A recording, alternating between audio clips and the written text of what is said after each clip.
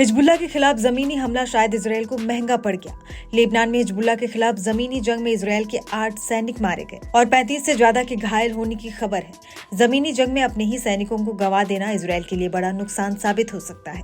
ये नुकसान इसीलिए और बड़ा हो जाता है क्योंकि अभी एक दिन पहले ईरान ने इजरायल पर हवाई हमले किए। ईरान ने इजरायल पर करीब 200 मिसाइलें दागी। एक्सपर्ट्स का मानना है कि लेबनान में जमीनी जंग इतनी आसान नहीं। इजरायल इस समय 3 तरफ से घिर चुका है। एक तरफ ईरान है, दूसरी तरफ हिजबुल्लाह और तीसरी तरफ हमास। ये जग जाहिर है कि ईरान और इजरायल की नहीं बनती। ईरान ने तो इजरायल पर हमला करके पहले ही मोर्चा खोल दिया है।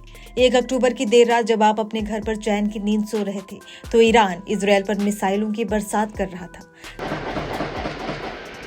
रात करीब 10 बजे ईरान ने इजरायल पर लगभग 200 बैलिस्टिक मिसाइलें दागी। ईरान ने इस हमले को ऑपरेशन ट्रू प्रॉमिस 2 का नाम दिया।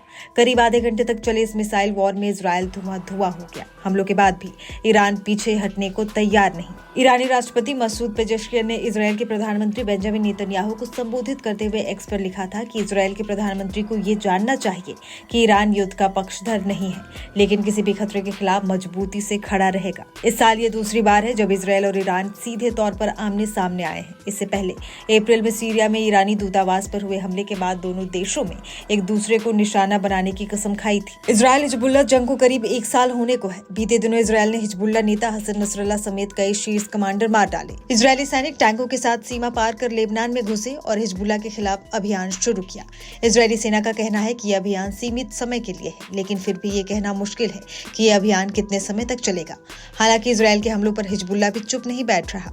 पिछले 1 साल में हिजबुल्लाह ने इजरायल पर सैकड़ों बार मिसाइलों, ड्रोन और रॉकेटों की बौछार की है। इसका मतलब ये कि दोनों में तगड़ा मुकाबला है। हमास की बात करें तो इजरायल हमास युद्ध की शुरुआत 7 अक्टूबर 2023 को हुई थी। इस दिन हमास ने इजरायल पर हमला किया था, जिसमें लगभग 1200 इजरायली नागरिकों की जान गई थी।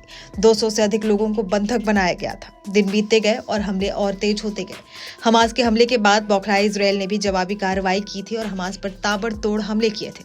फिलहाल गाजा में हमास के साथ इजरायल के युद्ध का अंत होता नहीं दिख रहा। इन तीनों के बीच ध्यान देने वाली बात यह है कि ईरान हिजबुल्लाह का पूरा सपोर्ट करता है। पैसे से लेकर हथियार के मामले में हिजबुल्लाह को ईरान से मदद मिलती है।